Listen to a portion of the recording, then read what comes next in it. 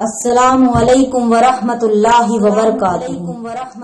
الحمدللہ الذی خلق الانسان وعلمہ البیان، الصلاۃ والسلام علی نبی سید الانس والجان وعلی آلہ واصحابہ ارباب الفقہ والاحسان، اما بعد فاعوذ باللہ من الشیطان الرجیم، بسم اللہ الرحمن الرحیم، اقرأ باسم ربک الذی خلق وصدق اللہ المولانا العظیم وبلغنا رسول النبی الامین الکریم ونحن علی ذلک لمن الشاہدین والشاکرین والحمد للہ رب العالمین۔ نہ انجم کی زو نہ شمس و قمر کا ظہور تھا، نہ انجم کی زو نہ شمس و قمر کا ظہور تھا، آنکھیں بھی جب میری نہ تھی تب محمد کا نور تھا۔ تمنا مدتوں سے ہے جمال مصطفیٰ دیکھوں، امام الانبیاء دیکھوں، حبیب کبریا دیکھوں، وہ جن کے دم قدم سے صبح نبی روشنی پائی، منور کر دیا جس نے فضا کو وہ رہنما دیکھی۔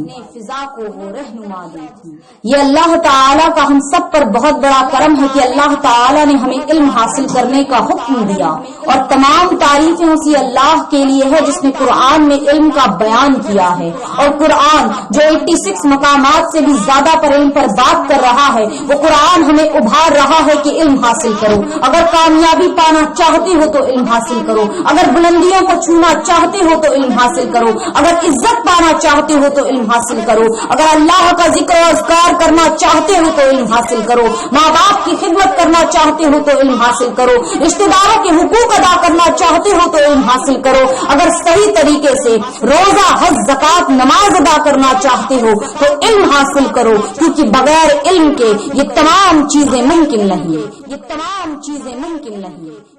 اور اللہ تعالیٰ نے ہم سب پر یہ بہت بڑا کرم کیا کہ ہمارے لیے جناب محمد رسول اللہ صلی اللہ تعالی علیہ وسلم کو اس دنیا میں بھیجا، ورنہ جب نبی کریم صلی اللہ تعالی علیہ وسلم اس دنیا میں تشریف نہیں لائے تھے اس وقت عرب کے کیا حالات تھے، اس وقت عرب کا کیا ماحول تھا۔ عرب کے حالات بے حد خراب اور بدترین تھے، جاہلیت وہاں پوری طریقے سے قائم تھی، اور اگر ہم یوں کہیں کہ اس دور سے آج کا دور بہتر ہے تو ہم غلط نہیں ہوں گے، کیونکہ آج کے دور میں ہمارے نوجوان شراب پی رہے ہیں چھپ کر ڈر کر، مگر اس دور میں شراب کھلے عام پیا جاتا تھا۔ آج ہماری عورتیں دھیرے دھیرے بے پردگی اختیار کر رہی ہیں، مگر اس دور میں بے پردگی کا ماحول تھا۔ آج ہماری عورتوں کا وہ مقام ہے کہ انہیں برابری پر لا کر کھڑا کر دیا گیا ہے، مگر اس دور میں نہ ہی عورتوں کی عزت تھی نہ ہی ان کا کوئی مقام تھا، انہیں صرف ایک عیش و عشرت کا سامان سمجھا جاتا تھا۔ ایسے بھیانک ماحول میں، ایسے ماحول میں جہاں چاروں طرف اندھیرا ہی اندھیرا تھا، روشنی کی کوئی مشال نہیں تھی، جہاں پر بیٹیوں کو زندہ دفنا دیا جاتا تھا، ایسے ماحول میں جب نبی کریم صلی اللہ تعالی علیہ وسلم اس دنیا میں تشریف لاتے ہیں تو وہاں کے نظام کو اس طرح بدلتے ہیں۔ جب نبی کریم صلی اللہ تعالی علیہ وسلم اس دنیا میں تشریف لاتے ہیں اور عرب میں جو بیٹیوں کو زندہ دفنانے کا رواج عام تھا اس رواج کو ختم کر کے یہ دنیا کو بتا دیتے ہیں کہ بیٹیوں کی حفاظت کے لیے جناب محمد رسول اللہ صلی اللہ تعالی علیہ وسلم اس دنیا میں تشریف لا چکے ہیں، اور انہیں اب گاڑا نہیں جائے گا، انہیں بھی جینے دیا جائے گا، کیونکہ انہیں بھی جینے کا حق ہے۔ اور نبی کریم صلی اللہ تعالی علیہ وسلم نے بیٹیوں کے مقام اور اس کے مرتبے کو اتنا بلند کیا کہ ایک مقام پر فرمایا میں بیٹیوں کا باپ ہوں، اور نبی کریم صلی اللہ تعالی علیہ وسلم میں لفظ کا استعمال اس وقت کرتے ہیں جب کوئی بڑی فضیلت بتانی ہوتی ہے، اور یہاں نبی کریم صلی اللہ تعالی علیہ وسلم نے میں لفظ کا استعمال کیا، اس سے معلوم ہوتا ہے کہ بیٹیاں کتنی بڑی نعمت ہیں۔ اور ایک مقام پر نبی کریم صلی اللہ تعالی علیہ وسلم نے ارشاد فرمایا اگر کسی شخص کی 3 بیٹیاں ہو اور 1 بیٹا ہو اور وہ شخص سفر سے لوٹ کر آیا ہو، سفر کے درمیان اگر اس نے کوئی تحفہ خریدا ہو تو وہ سب سے پہلے آ کر اپنے بیٹے سے نہ ملے، وہ تحفہ اپنے بیٹے کو نہ دے، کیونکہ بیٹیاں اگر یہ منظر دیکھیں گی تو ان کا دل ٹوٹے گا۔ اور نبی کریم صلی اللہ تعالی علیہ وسلم نے ارشاد فرمایا جس نے اپنی بیٹیوں کا دل توڑا گویا اس نے مجھ محمد کا دل توڑا۔ اور اے بیٹیوں کی پیدائش پر منہ بنانے والے، نبی کریم صلی اللہ تعالی علیہ وسلم نے بیٹوں کی پیدائش پر کوئی بشارت نہ دی لیکن بیٹیوں کی پیدائش پر جنت کی بشارت دی۔ اور آج جو دنیا نعرہ لگا رہی ہے بیٹی بچاؤ بیٹی پڑھاؤ، یہ کوئی نیا نعرہ نہیں ہے، یہ کوئی कोई नई चीज नहीं है, ये 1450 साल पुराना मेरे नबी का दिया हुआ फॉर्मूला है जिसे आज ये दुनिया इस्तेमाल कर रही है। उस वक्त मेरे नबी ने बेटियों को बचाया भी और बेटियों को पढ़ाया भी, और आज दुनिया उसी फॉर्मूले को इस्तेमाल कर रही है। और वो बेटियां ही तो थी जिन्होंने इल्म हासिल किया तो इतिहास रच दिया। आज मुसलमानों के लिए एक अच्छा स्कूल खोलना बहुत मुश्किल काम है, मगर उस दौर में जब बेटियों ने इल्म हासिल किया तो यूनिवर्सिटीज खोल दी। और ये मेरी रिपोर्ट नहीं, ये मेरी रिसर्च नहीं, ये मेरी डिस्कवरी नहीं, ये जीनियस वर्ल्ड रिकॉर्ड की डिस्कवरी है जो ये बताती है कि दुनिया की पहली यूनिवर्सिटी जिसने कायम की वो एक कलमा पढ़ने वाली औरत थी। दुनिया की पहली यूनिवर्सिटी जिसने खोली वो एक मुस्लिम औरत थी जिसका नाम फातिमा अल-फिहरी है। इसलिए मुसलमानों, तुम भी अपनी बेटियों को पढ़ाओ, क्योंकि वो भी इतिहास रचने के लिए तैयार बैठी है। सिर्फ तुम्हें उन्हें गाइड करने की जरूरत है, सिर्फ तुम्हें अपना हलाल माल थोड़ा सा उन पर खर्च करने की जरूरत है।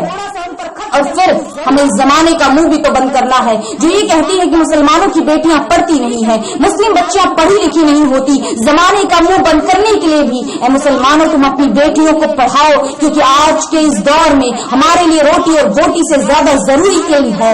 इल्म आज हमारी सबसे बड़ी जरूरत है, हमारी सबसे बड़ी जरूरत है।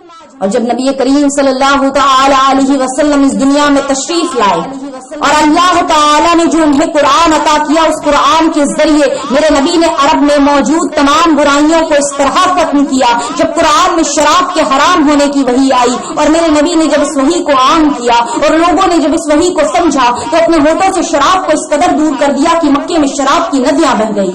औरतें बेहिजाब फिरा करती थी। जब कुरान में पर्दे का हुक्म आया तो ऐसा पर्दा करने लगी कि पहचानी नहीं जाती थी। हजरत उमर फारूक रजी अल्लाह तआला अन्हु के गुस्से से सारा अरब कांपता था, मगर इल्म की एक आयत ने उन्हें तब्दील कर रख दिया, उन्हें मोम कर रख दिया। ये इतनी तब्दीलियां, ये इतनी चेंजेस, इतने बदलाव कहाँ से आए? सिर्फ और सिर्फ इल्म की वजह से आए, सिर्फ और सिर्फ कुरान की वजह से आए। और यहाँ नबी करीम सल्लल्लाहु तआला अलैहि वसल्लम ने नमूना पेश कर दिया कि अगर आप बुराइयों को खत्म करना चाहते हो तो कुरान को मजबूती से थामो। मगर आज हमने कुरान को छोड़ा है तो बुराइयों ने हमें इस कदर जकड़ा है कि हम बहुत ज्यादा परेशान हैं, और हमें सिर्फ कुरान को थामना ही नहीं बल्कि कुरान को पढ़ना है और उसके मतलब को समझना है, क्योंकि कुरान एक अरबिक लैंग्वेज में है, कुरान एक अरबी जुबान में है और हमारी लैंग्वेज, हमारी मदर टंग हिंदी है। इसलिए हम सब के लिए आसान नहीं कि हम कुरान की अरबी जुबान को बहुत ही आसानी से समझ सके। इसलिए हमें इसकी ट्रांसलेशन, इसलिए हमें उसके तर्जुमे को पढ़ना बेहद जरूरी है।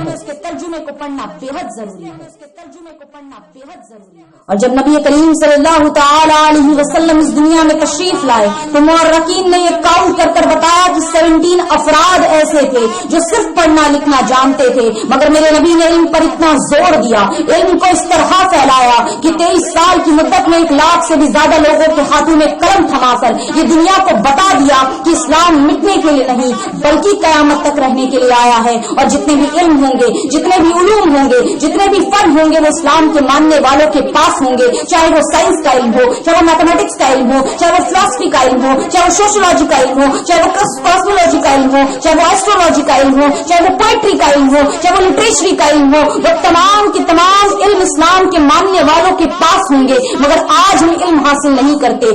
आज हम इल्म से इतने दूर हो चुके हैं कि इस दुनिया में न हमारी कोई इज्जत है और न ही कोई मकाम है, और दुनिया जैसे चाहती है वैसे हमारा इस्तेमाल कर रही है, क्योंकि हमने इल्म हासिल करना छोड़ दिया है। हम इल्म से इतने दूर हो चुके हैं कि आज हमारा मुस्लिम माशरा दुनिया के माशरों के मुकाबले में इल्म में बहुत कमजोर नजर आता है।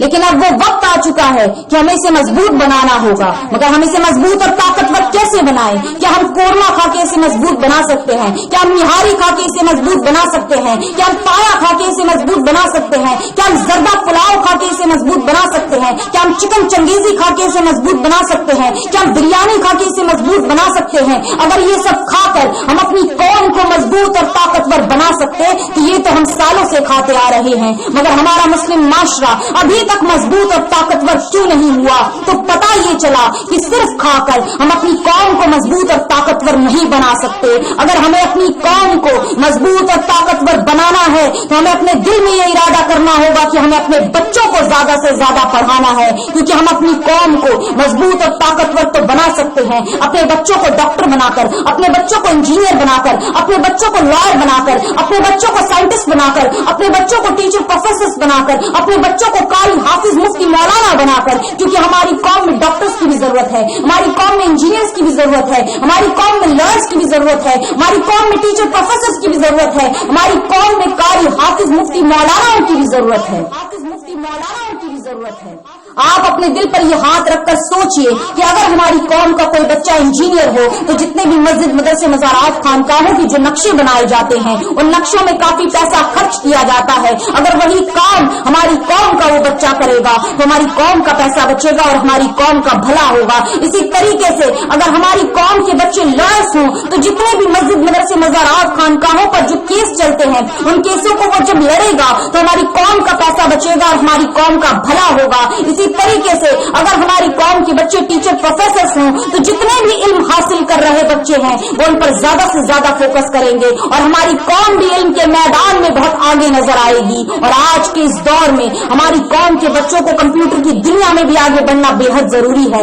आज के इस दौर में हमारी कौम के बच्चों को इंग्लिश जुबान में भी माहिर होना बेहद जरूरी है, क्योंकि अगर कोई अंग्रेज हमारे नबी की शान में गुस्ताखी करे इंग्लिश जुबान में, अगर कोई अंग्रेज हमारे उलमाओं के खिलाफ कोई गलत बात करे इंग्लिश जुबान में, तो हमारे बच्चों को इतनी इंग्लिश आनी चाहिए कि वो वहीं पर उनका जवाब देकर उन्हें खामोश कर दे,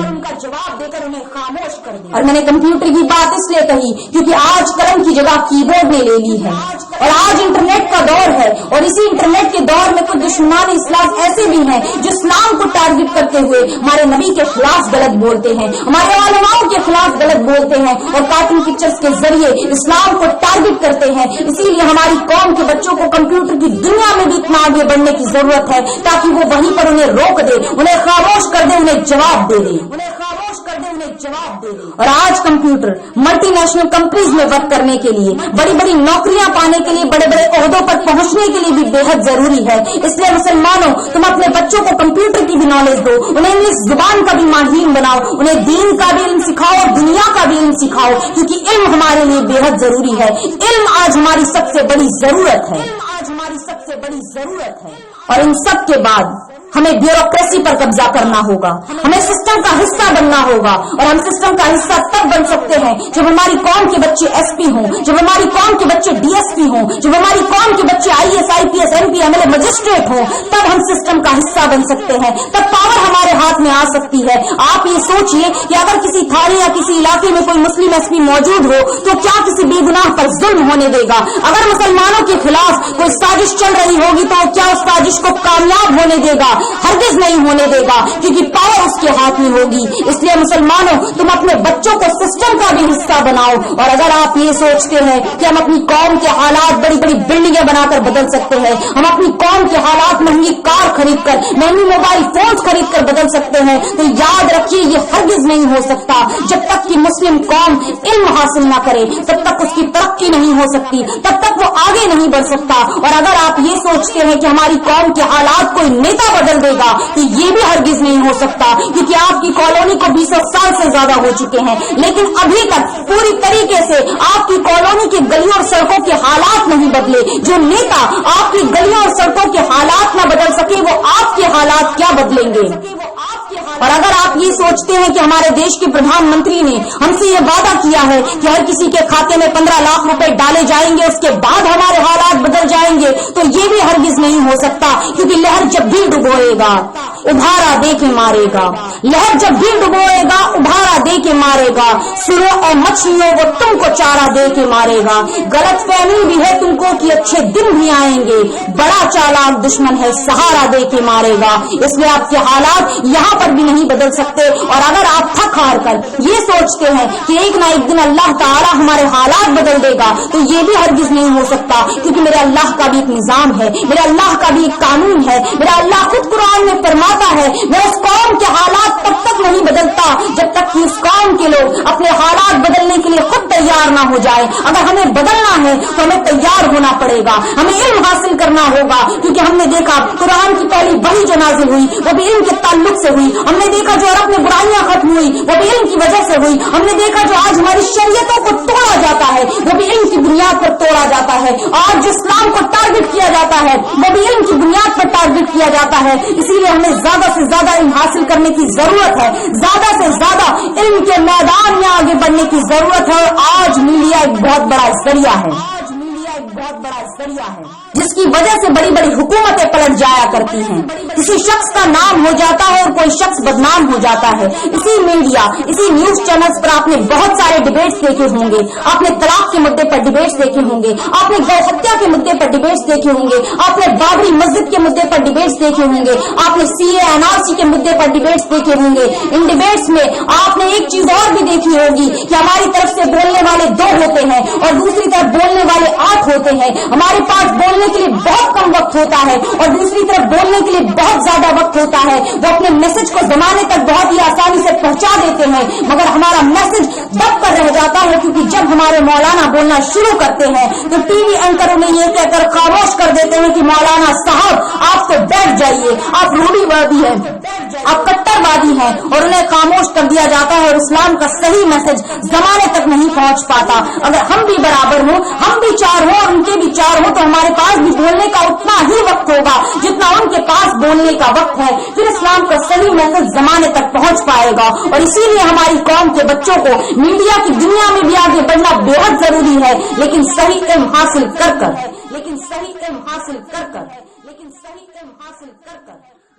और अब हमें जवाब देना होगा, क्योंकि अगर हमें जमाने को खामोश करना है तो हम जमाने को सिर्फ जवाब देकर ही खामोश कर सकते हैं, वरना ये जमाना कभी खामोश नहीं होगा और यूं इस्लाम को टारगेट करता रहेगा, मुसलमानों को गुमराह करता रहेगा। हमें देखना होगा कि हमारा दुश्मन कौन से हथियार का इस्तेमाल कर रहा है।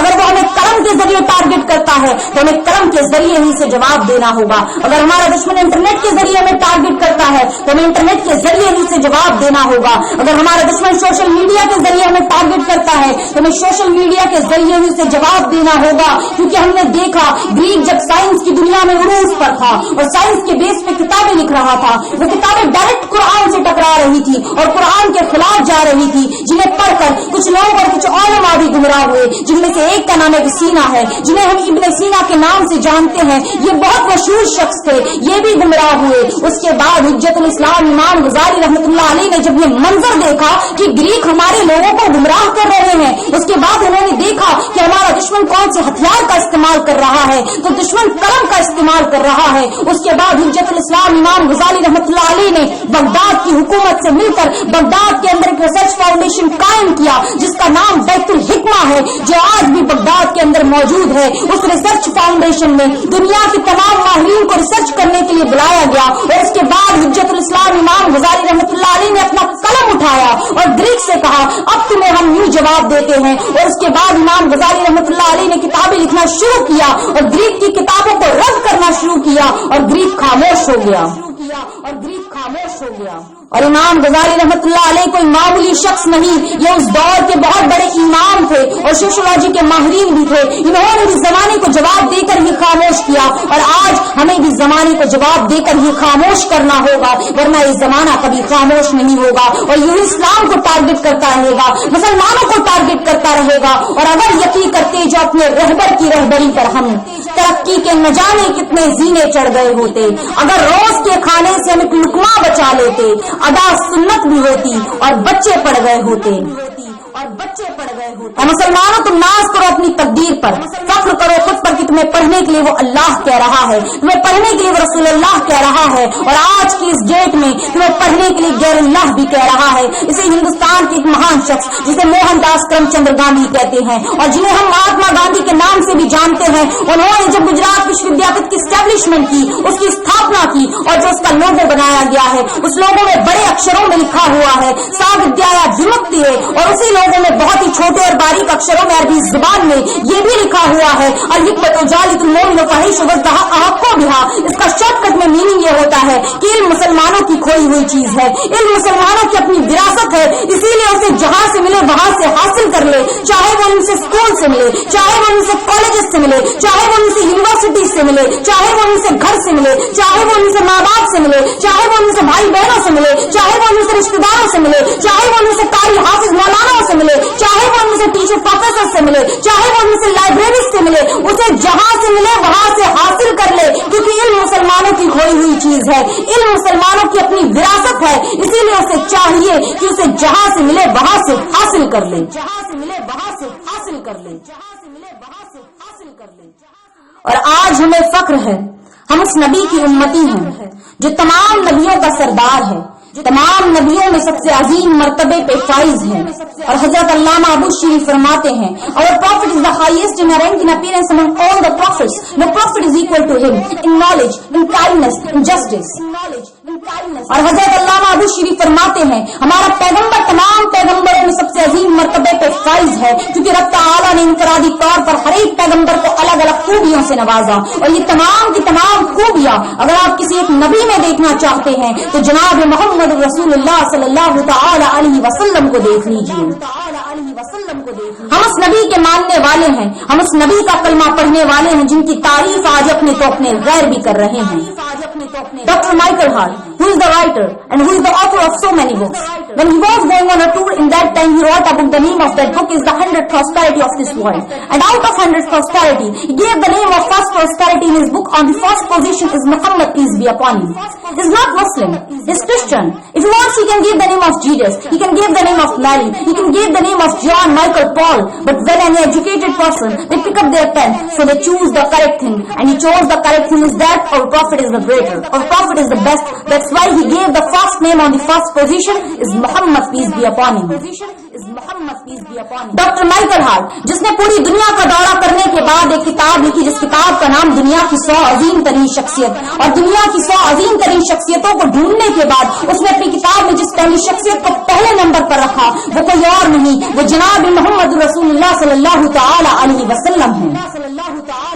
ڈاکٹر مائیکل ہارٹ جو نہ تو مسلمان ہے وہ ایک عیسائی ہے، اگر وہ چاہتا تو اپنی کتاب میں پہلے نمبر پر عیسیٰ علیہ السلام کو رکھ سکتا تھا، مریم کو رکھ سکتا تھا، جان مائیکل پال کو پہلے رکھ سکتا تھا. لیکن جب ایک علم والا شخص اپنی قلم اٹھاتا ہے تو یقیناً حقیقت بات لکھتا ہے، اور اس نے پایا کہ ہمارا نبی افضل ہے، ہمارا نبی اول ہے، اس لیے اس نے اپنی کتاب میں ہمارے نبی کو پہلے نمبر پر رکھا. اور ہمارے نبی کی کوئی تعریف کیوں نہ کرے، ہمارے نبی کو اپنی کتابوں میں کوئی پہلے نمبر پر کیوں نہ رکھے. ہمارا نبی تو لاجواب ہے، چاہے وہ کارنامے کے اعتبار سے ہو، چاہے وہ علمی اعتبار سے ہو، چاہے وہ انقلابی اعتبار سے ہو، ہر ایک اعتبار سے میرا نبی لاجواب ہے. جن کی تعریف میں اعلیٰ حضرت فرماتے ہیں یہ صبا سرک وہ کلی چٹک، یہ زباں چہک لب جو جھلک، یہ مہک جھلک، یہ چمک دمک سب اسی کے دم کی بہار ہے. یہ سمن یہ سو سنو یا سمن، یہ بنک جو سم نہ نسترن وہ سرو لالا بڑا چمن، وہی ایک جلوہ ہزار ہے. وہ نہ تھا تو باغ میں کچھ نہ تھا، وہ رہو تو باغ وہ سب فنا، بادب جھکارو سرے ملا کہ میں نام لوں گلو باغ کا، گلے در محمد مصطفیٰ،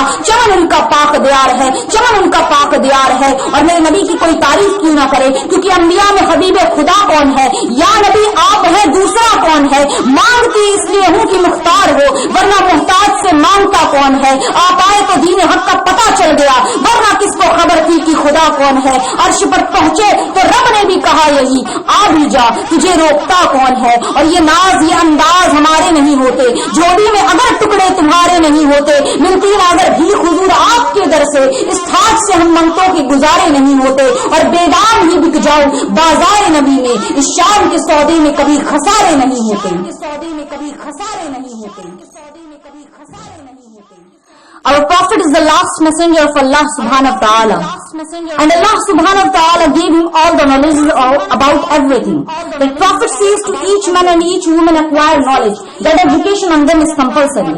جناب محمد رسول اللہ صلی اللہ تعالی علیہ وسلم اللہ کے آخری پیغمبر، اللہ کے آخری رسول ہیں جنہیں اللہ تعالی نے علم سے نوازا. وہ نبی ارشاد فرماتے ہیں ہر مرد اور عورت پر علم حاصل کرنا فرض ہے.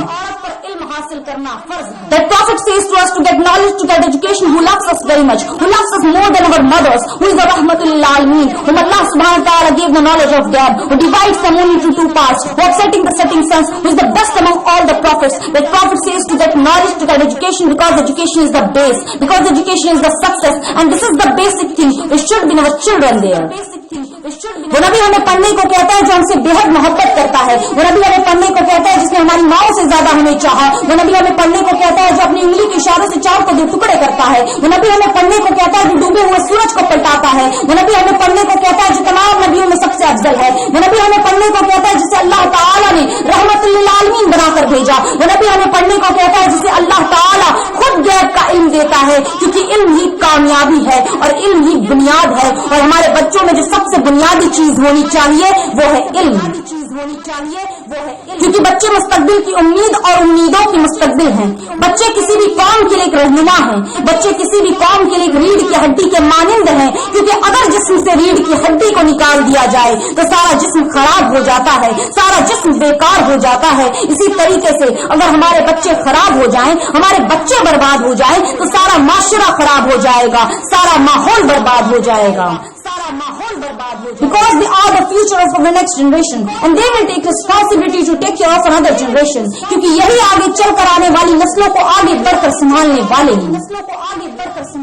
سب سے پہلا اور سب سے اہم سبب جو ہمارے بچوں کے بگڑنے کا ہے وہ یہ ہے کہ ہر مرحلے میں دینی تعلیم اور تربیت کی کمی ہو رہی ہے. دینی تعلیم نہیں جانتے تو کیا کر رہے ہیں؟ غلط راستے کی طرف چل رہے ہیں. یاد کریے غار ہرا کی پہلی آواز کیا تھی؟ اقرا، read. It hasn't said you have to earn much money, you have to wear expensive clothes, you have to wear attractive jewelry, you have to take care of your neighbors, your elders, your sisters. Even it is not said by Allah subhanahu wa ta'ala, I am only one. یہ نہیں کہا گیا مال کماؤ، اعلیٰ لباس پہنو، خوب زیورات پہنو، رشتے داروں کا خیال رکھو، ماں باپ کی خدمت کرو. حتیٰ کہ اللہ نے یہ بھی نہیں کہا کہ اللہ ایک ہے. بسم ربک الذی خلق. Read the name of your Lord who created you. پڑھو اس رب کے نام سے جس نے تمہیں پیدا کیا. پڑھو اس رب کے نام سے جس نے زمین و آسمان بنائے. پڑھو اس رب کے نام سے جس نے دن اور رات بنائے. پڑھو اس رب کے نام سے جس نے سورج اور چاند بنائے. پڑھو اس رب کے نام سے جس نے ہوائیں چلائے. پڑھو اس رب کے نام سے جس نے بنجر زمین کو سبز کیا. پڑھو اس رب کے نام سے جس نے درخت اگائے. پڑھو اس رب کے نام سے جس نے پہاڑ بنائے. پڑھو اس رب کے نام سے جس نے سمندر بنائے. پڑھو اس رب کے نام سے جس نے سمندروں کے اندر تمہارے لیے مچھلیاں پیدا کی. کیونکہ علم ماننے اور جاننے کے ہیں. علم کسی بھی چیز کو اس کی اصل حقیقت پر مکمل طور سے پالنے کو کہتے ہیں. علم دو طرح کا ہوتا ہے، ایک دینی علم، دوسرا دنیاوی علم. دینی علم اس علم کو کہتے ہیں جو اللہ تعالیٰ نے اپنے روشن دلائل کے ساتھ نبی کریم صلی اللہ تعالی علیہ وسلم پر نازل فرمایا. اور اس علم کی تعریف میں نبی کریم صلی اللہ تعالی علیہ وسلم ارشاد فرماتے ہیں، اللہ تعالیٰ جس کے ساتھ خیر کا معاملہ چاہتا ہے اسے دین کی سمجھ دے دیتا ہے. ترمذی کی ایک حدیث میں نبی کریم صلی اللہ تعالی علیہ وسلم نے ارشاد فرمایا، انبیاء نے دینار و درہم نہیں چھوڑا بلکہ اپنے بعد کے لوگوں نے علم دین چھوڑا، اور جس نے اس علم دین کو حاصل کر لیا اللہ تعالیٰ نے اسے دنیا اور آخرت میں سب کچھ دے دیا.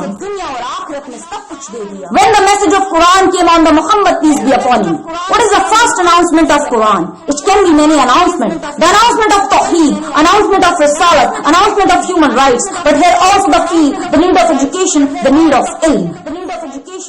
جب نبی کریم صلی اللہ تعالی علیہ وسلم پر قرآن مجید کا نزول شروع ہوا، اس کا سب سے پہلا اعلان کیا تھا؟ ایک سے زیادہ اعلانات ہو سکتے تھے، توحید کا اعلان، رسالت کا اعلان، انسانی حقوق کا اعلان، لیکن یہاں پر بھی علم کی ضرورت کو محسوس کیا گیا. قرآن کا پہلا حکم، اسلام کا پہلا حکم علم دین حاصل کرنا ہے، کیونکہ اگر علم نہ ہو تو نہ دنیا ٹھیک ہو سکتی ہے اور نہ آخرت ٹھیک ہو سکتی ہے. اینڈ اللہ سبحانہ وتعالی gave this better opportunity to each and every human being, because education is the base of everything. Today the base of freedom is education. Today the base of wealth is education. Today the base of reputation is education. Today you control this world by your power, that is also the base of education.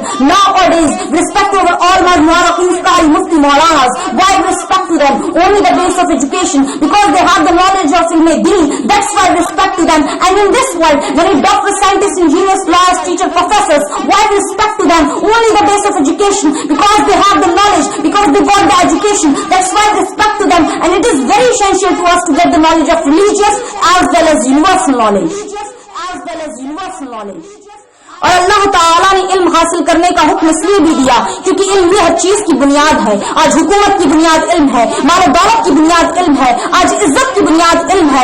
آج اگر آپ اس دنیا پر حاوی ہیں اس کی بنیاد بھی علم ہے. آج ہم اپنے علماء، مورخین، قاری، مفتی، مولاناؤں کی عزت کیوں کرتے ہیں؟ صرف اور صرف علم کی بنیاد پر کرتے ہیں کیونکہ انہوں نے علم دین کو حاصل کیا اور اس لیے ہم نے ان کی عزت کی. اسی طریقے سے اس دنیا میں بہت سے ڈاکٹر، سائنٹسٹ، انجینئرس، لاس، ٹیچر، پروفیسر کی عزت کی جاتی ہے، صرف اور صرف علم کی بنیاد پر کی جاتی ہے. اسی لیے دینی علم کے ساتھ ساتھ دنیا کا علم بھی حاصل کرنا ہمارے لیے بہت ضروری ہے. کیونکہ جب اسلام نے جنگ بدر میں فتح حاصل کی، اس وقت جن لوگوں کو پکڑ کر لایا گیا تھا نبی کریم صلی اللہ تعالی علیہ وسلم نے کیا فدیہ مقرر کیا. کیا آپ نے دنیا میں کوئی ایسا بادشاہ دیکھا, کیا کوئی ایسا شخص دیکھا جس نے علم کے لیے کوئی بات کہی ہو, علم کے لیے کوئی فدیہ مقرر کیا ہو؟ یہاں نبی کریم صلی اللہ تعالی علیہ وسلم نے فدیہ مقرر کیا. جس کے پاس مال ہو وہ مال دے اور باعزت اپنے گھر جائے, اور جس کے پاس کچھ بھی نہ ہو وہ ایک شخص مسلمان کے 10 بچوں کو علم سکھائے.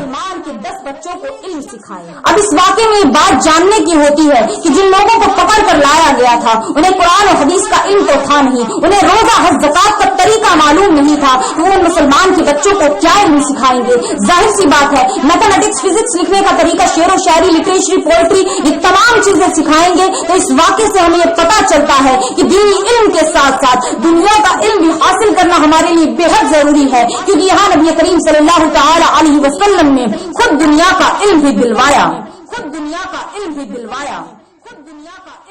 کیونکہ علم طاقت ہے, علم نور ہے, علم میں سکون ہے, علم میں عزت ہے. اور اس بات کا پتہ ہمیں حضرت آدم علیہ السلام کے واقعے سے پتہ چلتا ہے.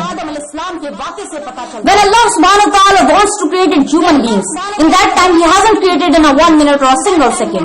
First of all, Allah subhanahu wa ta'ala called all the angels, and Allah subhanahu wa ta'ala said before all the angels, Inni ja'ilun fil ardi khalifa, I want to create my khalifa on the earth. Then all the angels they said, Oh Allah, one another makhluk. Maybe they knows the condition of jinn. That's why they said, Oh Allah, one another makhluk, who will do crime, who will tell a lie, who will not respect to anyone. Those will become your khalifa.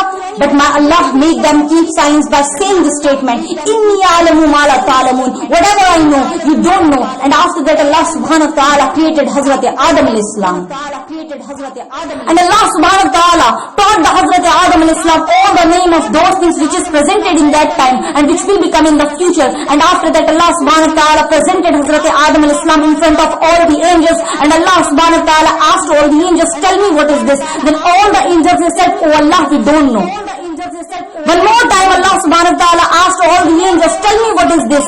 Then all the angels they said, Oh Allah, we don't know, only those things we know, whatever you told us, whatever you taught us, otherwise we don't know anything else more. And after that Allah subhanahu wa ta'ala asked Hazrat Adam alayhi salam, tell me what is this. Then Hazrat Adam alayhi salam replied. One more question Allah subhanahu wa ta'ala asked Hazrat Adam alayhi salam, tell me what is this. Then Hazrat Adam alayhi salam again replied. One more question Allah subhanahu wa ta'ala asked Hazrat Adam alayhi salam, tell me what is this. Then Hazrat Adam alayhi salam again replied, and after that Allah subhanahu wa ta'ala said all the angels, Oh angels, Hazrat Adam alayhi salam is greater in education than you, so we respect by doing the sajda in front of him. And then all the angels they had done sajda in front of Hazrat Adam alayhi salam, so we know there are many reasons to doing the sajda in front of Hazrat Adam alayhi salam, but one of his education. جب اللہ تعالیٰ نے انسانوں کو بنانا چاہا تو ایک پل میں ایک لمحے میں نہیں بنایا، بلکہ اس کو بنانے سے پہلے اس کی ڈگری کا اعلان کیا. فار ایگزامپل اگر آپ کسی انسٹیٹیوٹ میں جاتے ہیں، جب آپ کوئی پروفیشنل کورس کرتے ہیں اس کے بعد آپ کو ڈگریز پرووائڈ کی جاتی ہے، مگر میرے اللہ کا نظام دیکھیے، میرے اللہ کی رحیمی اور کریمی دیکھیے کہ ہمیں بنانے سے پہلے اس نے ہماری ڈگری کا اعلان کیا، تمام فرشتوں کو بلایا اور فرشتوں سے فرمایا میں زمین پر اپنا خلیفہ بنانے والا ہوں، میں زمین پر اپنا نائب بنانے والا ہوں. تو فرشتوں نے کہا یا اللہ پھر ایک ایسی مخلوق، شاید اس سے پہلے انہوں نے جنوں کا حال دیکھ لیا تھا، اسی لیے انہوں نے کہا یا اللہ پھر ایک ایسی مخلوق جو قتل غارت کرے، جو خون ریزی کرے، جو جھوٹ فتنہ فساد کرے، یا اللہ تو ایک ایسی مخلوق پیدا کرے گا.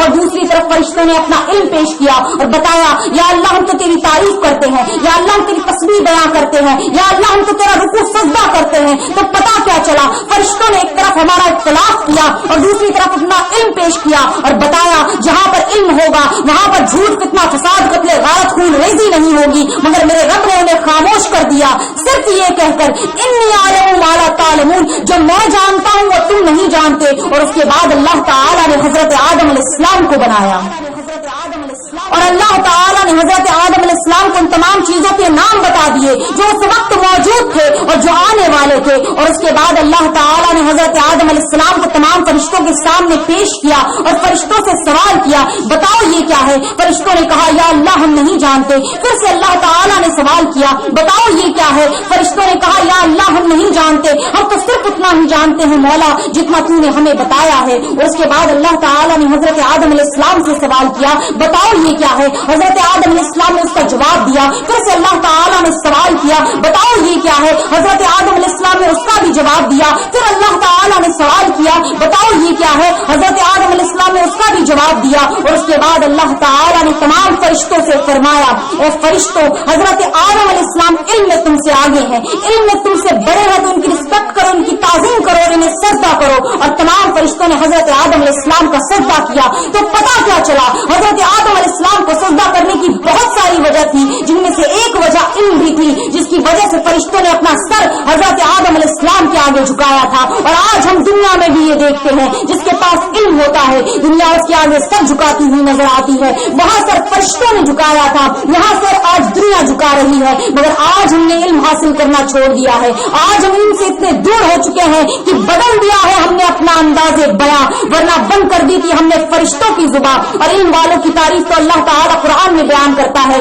کبھی هل يستوي الذين يعلمون والذين لا يعلمون, کیا علم والے یا بغیر علم والے برابر ہو سکتے ہیں؟ کیا روشنی میں رہنے والے یا اندھیرے میں رہنے والے برابر ہو سکتے ہیں؟ ہرگز نہیں ہو سکتے. اور اسی طریقے سے اللہ تعالیٰ قرآن میں نبی کریم صلی اللہ تعالی علیہ وسلم کو علم کے لیے دعا مانگنے کا حکم دیتے ہیں. وقل رب زدنی علما, اے نبی آپ دعا کیجیے, اے رب میرے علم میں اضافہ کر. اس نبی کو دعا مانگنی سکھائی جا رہی ہے جسے اللہ تعالیٰ خود غیب کا علم دیتا ہے. تو اس کی امت کو کتنا علم حاصل کرنے کی ضرورت ہے, اس کی امت کو کتنا پڑھنے کی ضرورت ہے. اور اسی طریقے سے اللہ تعالیٰ قرآن میں سورہ مجادلہ میں فرماتا ہے, جو لوگ ایمان رکھتے ہیں اور جنہیں اللہ تعالیٰ نے علم عطا کیا, اللہ تعالیٰ ان کے مرتبے بلند کر رہے گا. اللہ تعالیٰ قرآن میں علم والوں کی شان بیان کرتا ہے, ان کے مرتبوں کو بلند کرتا ہے. اور ایسی بہت سی قرآن کی آیتیں ہیں جو علم پر بات کرتی ہیں اور علم والوں کی شان بیان کرتی ہیں. علم والوں کی شان بیان کرتی ہیں. علم والوں کی شان بیان کرتی ہیں. ایک مرتبہ حضرت علی رضی اللہ تعالی عنہ سے سوال کیا گیا, مال اور علم میں سے بہتر کون ہے؟ حضرت علی رضی اللہ تعالی عنہ نے جواب دیا, مال وہ ہے جن کی حفاظت تمہیں کرنی پڑتی ہے, لیکن علم وہ ہے جو تمہاری حفاظت کرتا ہے. اسی طریقے سے مال بانٹنے سے خرچ ہو جاتا ہے, لیکن علم بانٹنے سے بڑھتا ہے. اسی طریقے سے مال حاصل کرنے والا دنیا سے رخصت ہو جاتا ہے اور مال بھی خرچ ہو جاتا ہے, لیکن علم حاصل کرنے والا دنیا سے رخصت ہو جاتا ہے, پھر بھی اس کے علم کے اثرات اس دنیا میں موجود رہتے ہیں. مثال کے طور پر اعلیٰ حضرت اس دنیا سے رخصت کر چکے ہیں, مگر یہ ان کا علم ہی ہے جو آج لوگوں کے سر چڑھ کر بول رہا ہے.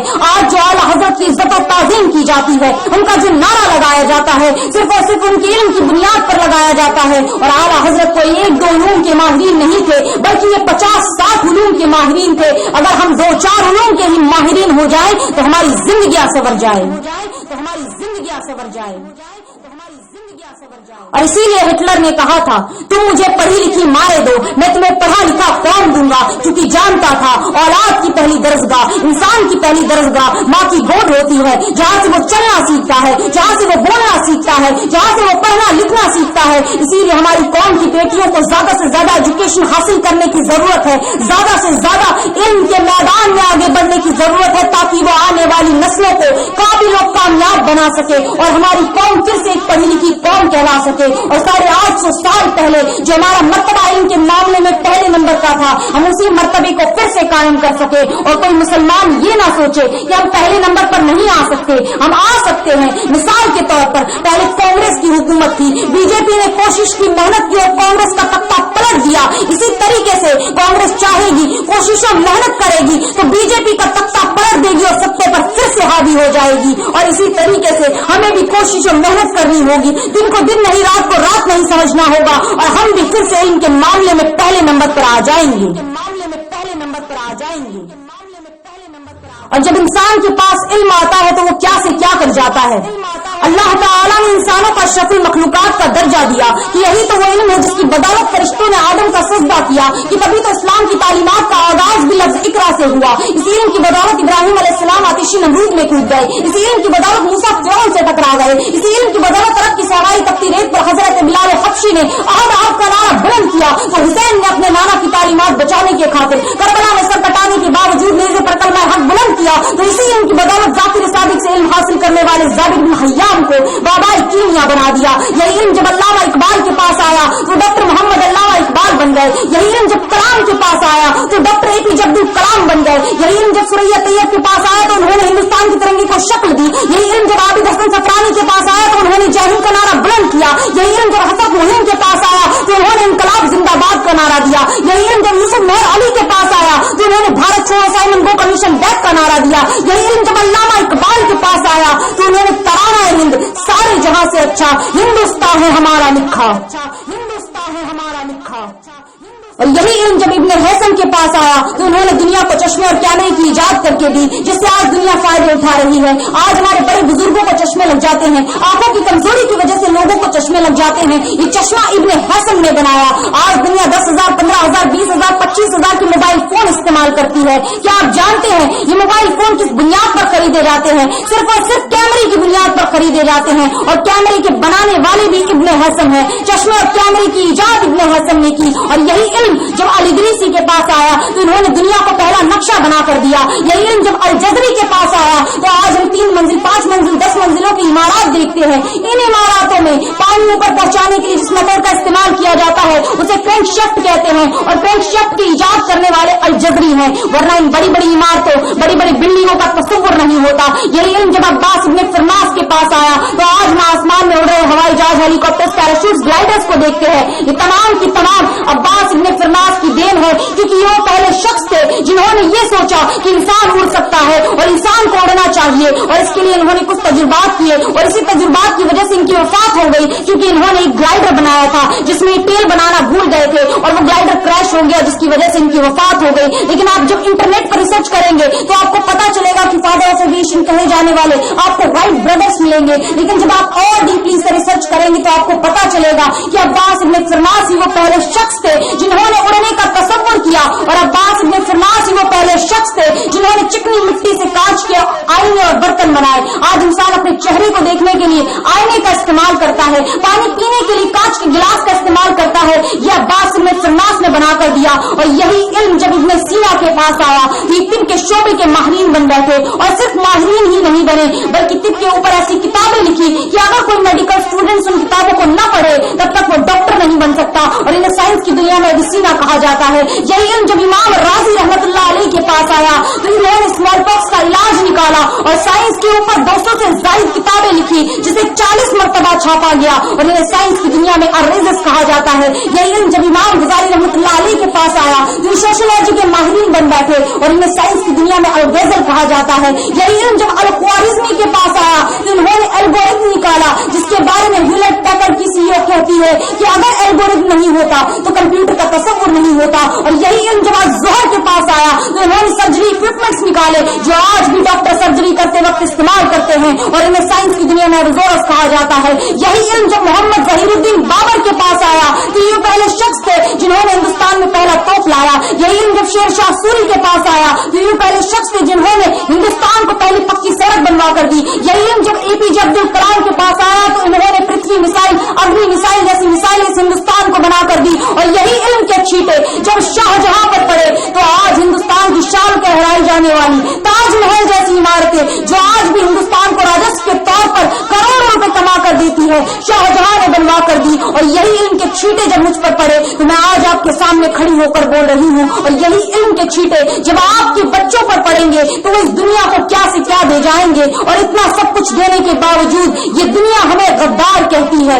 इसीलिए हम इनसे कहते हैं कि हमसे वफादार तुम्हें कम ही मिलेंगे, देखोगे जमीन खोद के तो हम ही मिलेंगे। और सितम सह के भी चुप है, ये वफादारी हमारी है। अमा अगर जिद पर आ जाए तो सरदारी हमारी है। और ये लाल किला, कुतुब मीनार या हो ताजे आगरा, सब इतरा रहे हैं जिस पर ये फनकारी हमारी है। और इसीलिए मैं आप सबसे कहती हूँ कि इश्क़ो मेहरा वफा खुलूस की बस्ती बसाइए और इस पर जमीन पर शान से रहने के वास्ते अपने बच्चों को मार मार के पढ़ाइए। वमा अलैना इल्लल बलाग, मेरा काम था हक बात को आप तक पहुंचा देना। मानना ना मानना आपका काम है, मनवाने पे मैं कादिर नहीं, मेरा रब कादिर है। और मानते सब नहीं, मानते तकदीर वाले, मानते तकदीर वाले, मानते तकदीर वाले।